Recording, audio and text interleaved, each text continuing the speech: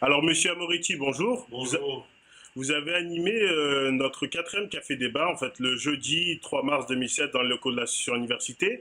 Pouvez-vous vous présenter brièvement et nous expliquer pourquoi vous avez accepté notre invitation? Oui, oui, bien volontiers. Bien, je suis l'ancien chargé de mission sur la voie au ministère de la Recherche.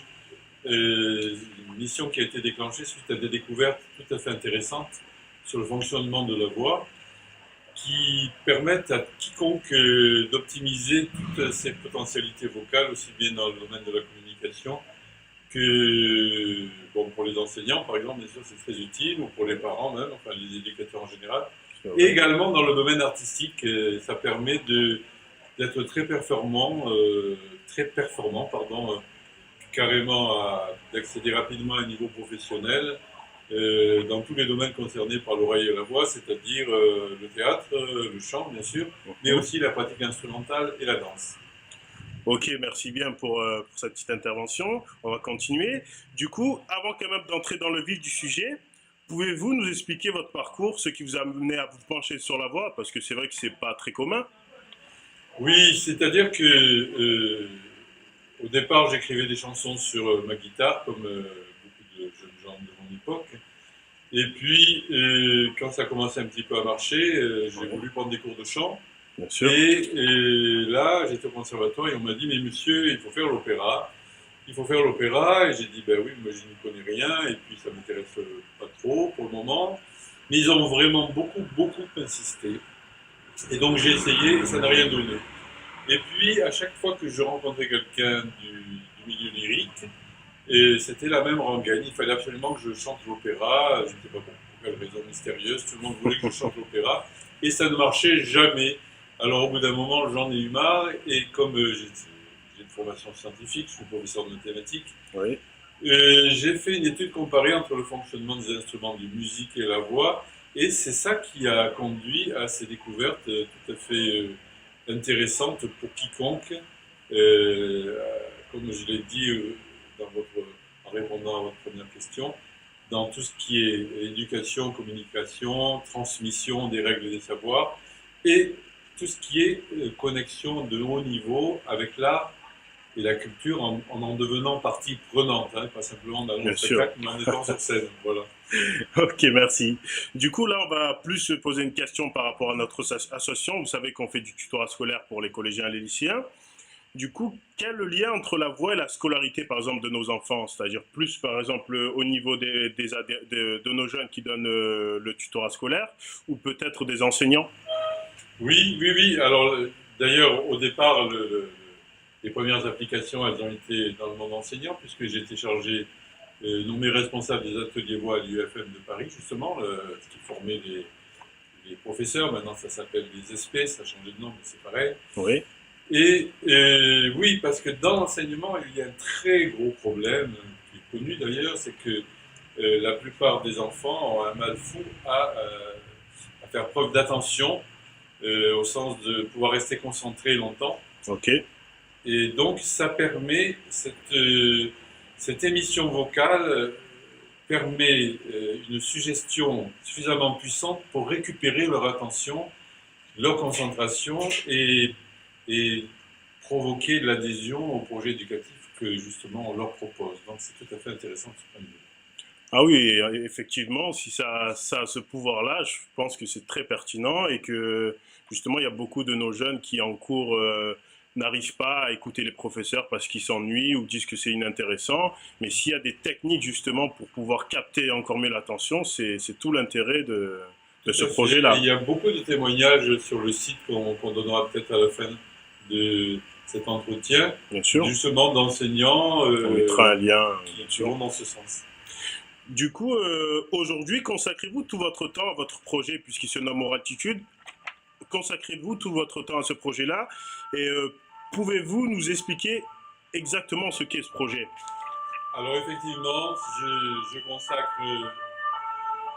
je consacre la majorité de mon temps à ça. Bon, une vie de famille aussi, hein, Bien je ne vais sûr. pas me devant, mais mon temps professionnel.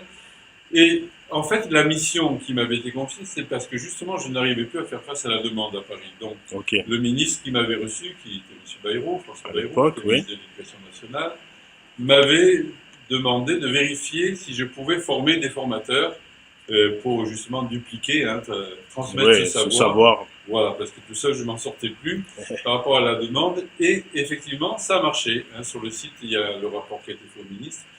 Et donc, le projet, c'est d'ouvrir un centre de formation de formateurs pour que on ait sur le terrain scolaire des gens capables justement de capter l'attention des classes de nouveau, d'ouvrir l'aventure artistique des enfants, parce que ça permet ça aussi.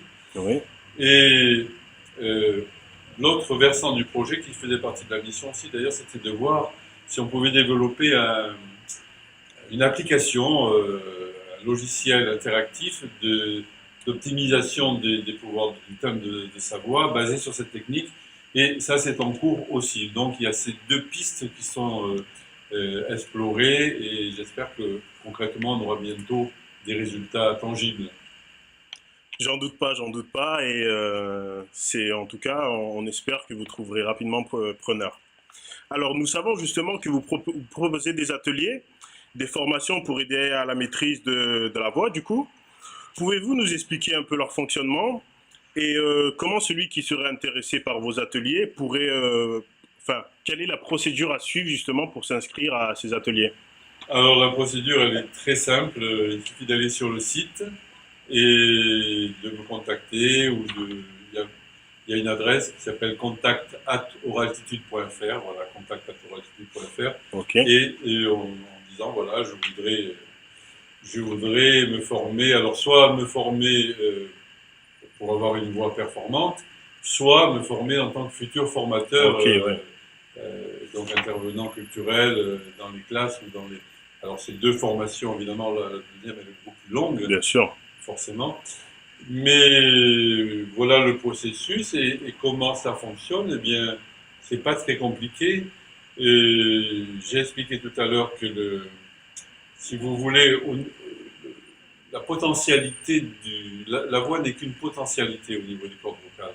Pour pouvoir éclore dans toute sa plénitude et tous ses effets bénéfiques, Oui, il faut que l'onde traverse un certain nombre de corps pleins qu'on appelle des oscillateurs, comme la peau d'un tambour, si vous voulez, la membrane d'un tambour, et oui, des corps creux qu'on appelle des résonateurs, comme la caisse du tambour, ou la caisse de la guitare. oui, Et donc, les découvertes en question, c'est que justement, on a découvert, on a mis à jour l'existence d'un savoir insu, c'est-à-dire inconscient, de cette manière de parler dans le cerveau, dans chaque cerveau humain, et on a trouvé le moyen de le réactiver. Donc, c'est une clé harmonique qu'on travaille au piano. Très rapidement, le cerveau mimétique reproduit dans la tessiture de celui qui est là. Évidemment, si c'est une femme qui est au piano, moi je suis une basse, elle va pas parler une voix grave, bien sûr. mais elle va avoir le même ordre vocal qui provoque justement les effets dont on a parlé. Et ça, il faut entre 8 et 12 séances pour obtenir sur la voix parlée cet effet-là, définitivement. Oui, donc en fait, vous avez la formation courte, enfin un peu plus courte pour les personnes qui veulent améliorer leur voix. Et par exemple, pour des enseignants ou des personnes qui prennent des cours de chant, ce serait la formation plus longue pour qu'ils puissent eux-mêmes après ensuite transmettre le savoir, si je Voilà. résume bien. Tout à fait, c'est tout à fait ça.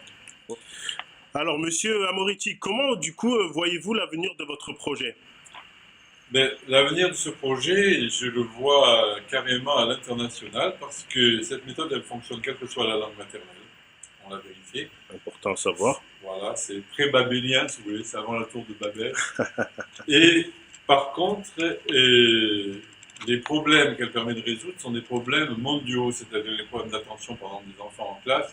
C'est général, c'est pas que en France ou en Europe, c'est partout parce que les raisons sont les mêmes. C'est une sollicitation permanente, une intrusion permanente dans le cerveau mimétique des enfants par le fait des stratégies marketing un peu cyniques, parfois un peu trop cyniques des écrans et des industries de programmes.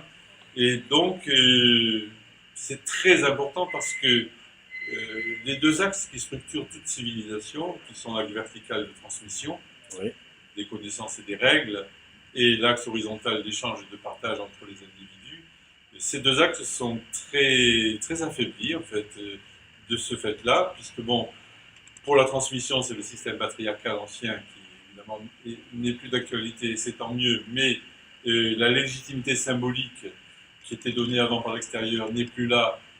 Or, cette signature vocale qu'on peut faire advenir dans la voix redonne une légitimité symbolique. Bon, ça serait trop long pour expliquer Oui, bien sûr. là, mais on a constaté ça. Et donc, ça permet de rétablir déjà cet axe vertical. Et sur l'axe horizontal, en créant des ateliers artistiques de haut vol, il y a un effet de seuil qui fait que des liens dus à des émotions artistiques élevées se tissent entre les individus. Donc, ça rétablit également l'axe d'échange et de solidarité, si vous voulez, de partage entre les individus. Or, je conclue avec ça, vous savez qu'il y a une nouvelle science qui s'appelle la collapsologie. Alors, tout collapse en anglais, c'est s'effondrer, qui étudie comment les sociétés se sont effondrées, comment certaines se sont relevées, d'autres non. Et en fait, il y a 5 degrés de crise. Il y a des crises économiques, bon, ça, 2008, on méritait déjà, crise financière, c'est fait, crise écologique, on est dedans, crise sociale également, mais tant que ce sont ces 4 premiers versants qui sont atteints, on peut encore s'en sortir. On ne s'en sort pas si le 5e versant est touché, et ça, c'est la crise de la culture. Donc vous voyez qu'il est très important que ce projet puisse prendre corps, se ramifier, se développer et être à la disposition du plus grand nombre de gens possible. Ben écoutez, Monsieur Amoriti, merci d'avoir choisi l'université pour partager vos connaissances et nous espérons que vous réussirez du coup à exporter tout ce savoir, toutes ces bonnes choses sur la voix à l'international et partout voilà, dans le monde pour pouvoir faire des heureux et voilà. Je vous souhaite beaucoup de choses et un bel avenir pour votre projet. Eh bien, je vous remercie de m'avoir accueilli. Merci beaucoup. Au revoir, monsieur. Au revoir.